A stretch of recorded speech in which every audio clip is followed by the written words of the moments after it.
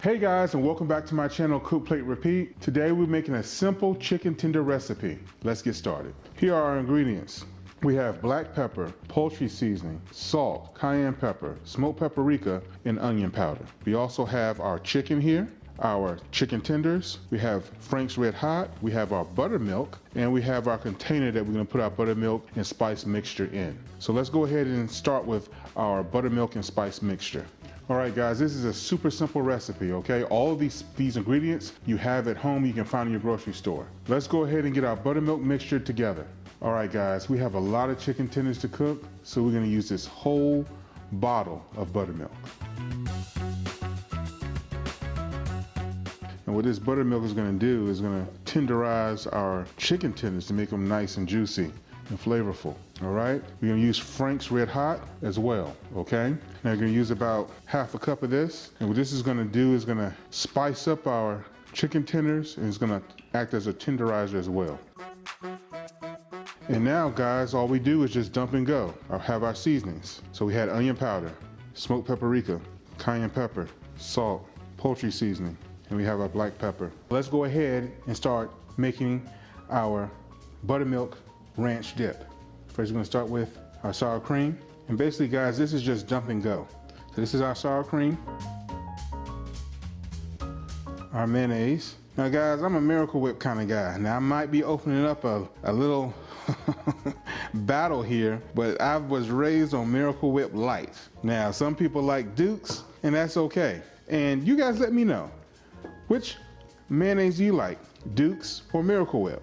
Let me know in the comments below. All right, we have our buttermilk. We have our lemon juice. We have our garlic powder. We have our dill weed. We have our pepper.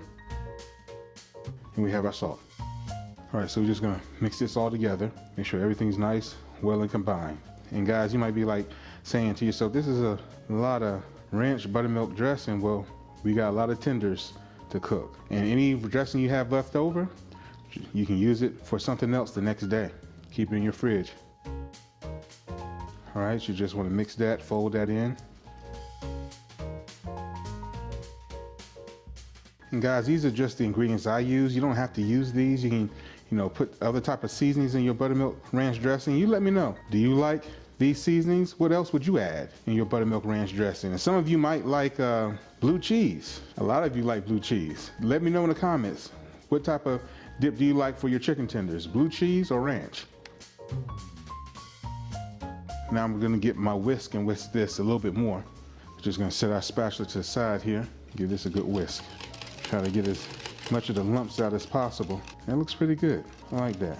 As always, every good home chef tastes what he makes. So let's go ahead and give this a taste. Oh wow, that's very good. That's on point right there. All right guys, so our buttermilk ranch dressing is done. So now let's go ahead and get our breading mix seasoned and ready to go. Now guys, you might be asking, why did I use poultry seasoning? Well, poultry seasoning adds a more herby, savory depth, and it allows the chicken to taste seasoned all the way through. And poultry seasoning has herbs in it like rosemary and thyme and other herbs in it. So it's just gonna enhance the flavor of our chicken tenders. Now, before I use my immersion blender, I like to give this a good whisk first. Now, we're gonna use our immersion blender to make sure that everything's nice and combined. All right, and we're done. All right guys, before we move on to the next step, I just want to remind you, make sure that your chicken tenders are washed and clean before you start, okay? And then make sure that they're patted down, as dry as you can get them, okay? They're always gonna hold some moisture, but you need to make sure they're patted down dry. All right, so now we're gonna pour in our buttermilk seasoned mixture. And what we're gonna do here, we're gonna get a little dirty and get our hands in here and make sure that everything's mixed well, okay?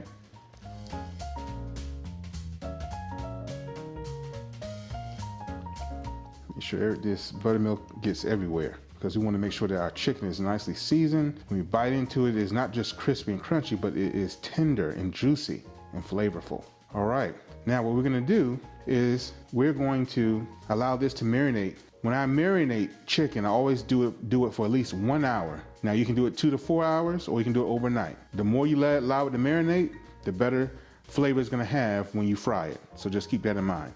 We'll see you back in about an hour. Okay, here are our ingredients for our breading mixture.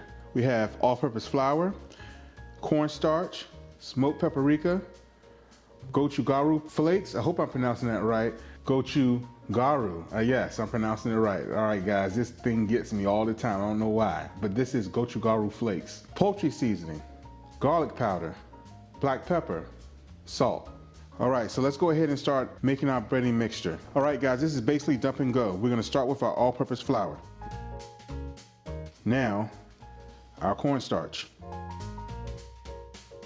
We want to make sure we get all that cornstarch out of there. Sometimes cornstarch is so light, it sticks to a lot of things. Our smoked paprika. Our Gochugaru flakes. Our poultry seasoning. Our garlic powder. Our black pepper. And our salt. We're just going to make sure that this is mixed up and well combined. Because this is going to be the breader for our chicken tenders, guys. And that cornstarch is going to make sure that everything's nice and crispy and crunchy, and that flour is going to give us texture and structure. Okay, so the combination of all-purpose flour and cornstarch is a good combination. And we are also going to use rice flour. So rice flour is going to enhance that crispy and crunchiness of our chicken tenders. Okay, and again, the ingredients are in the description box below. Mix that in. And what I like to do, guys, like I said before in previous videos, I like to use a spatula, make sure everything's mixed in, you know, fold it in. So I start from the outside, work my way in. Make sure, you know, there's nothing to separate it. Because sometimes what happens is when you use your spatula, you go in and mix it in, you can see that the flour is not all the way mixed in properly with the cornstarch and your other ingredients that you have. So it's good to use a spatula just to make sure that everything's worked in. And what I'd like to do is go back in with my whisk.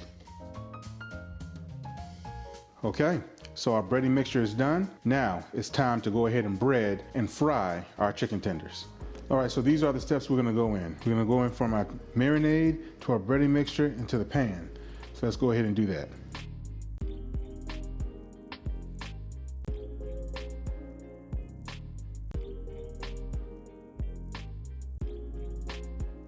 Okay guys, our chicken tenders are breaded, and you can see that the coating is sticking very nicely to our tenders. And so now it's time to fry them. All right, so let's go ahead and get our chicken tenders cooked. So we're gonna do our first batch. As you can see, that's nicely coated. So we're just gonna put it in and lay away. Now these should only take about 5 to 8 minutes to cook. But as like I said before, our oil temp is going to go down, and that's normal. Now I have a 9-quart pan here. What I mean is I have a 9-quart pan here, and I can put more chicken tenders in here at one time. But definitely try not to overcrowd your pan. I'm going to just do about 1 or 2 more. So again, we're going to allow this to cook for about 5 to 8 minutes. And we'll see you back here around that time.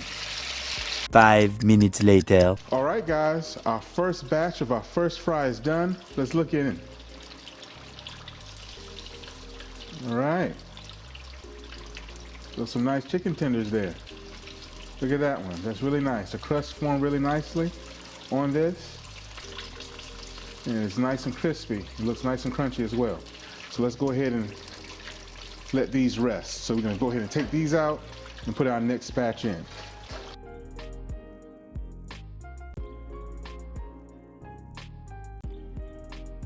Also, guys, as I've said in my previous videos, before I put these chicken tenders in, or before you put chicken in, when you're frying, always make sure the temperature is raised past the temperature you're targeting, because when you put the chicken in there, it's going to make the temperature go down, because now the oil has to heat up the chicken to get it back up to temp. And that's nice golden brown. All right, guys, this is the first batch of the chicken that we've done. I'm gonna go ahead and fry the rest, and we'll see you back here after I'm done.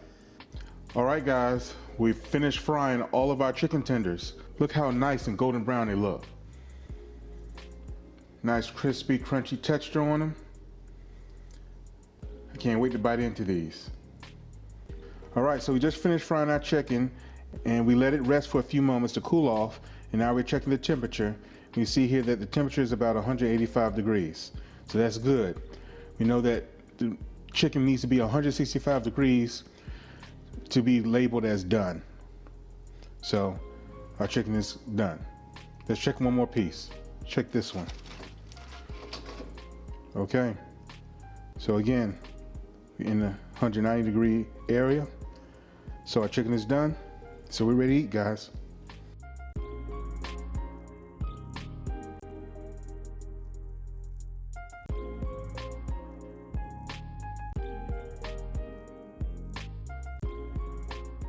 All right, guys, we finished frying our chicken tenders, so let's see how they taste.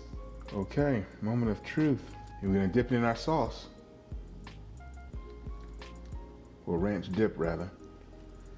Look at that, it looks nice, don't it? Let's see if we get that crunch.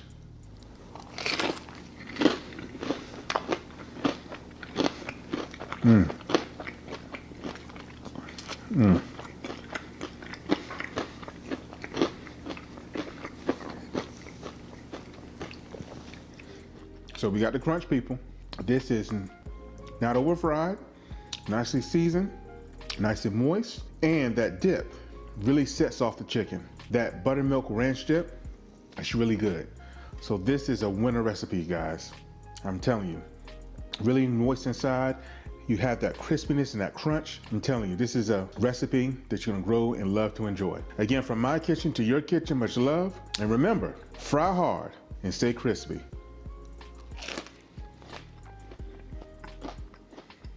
We'll see you later.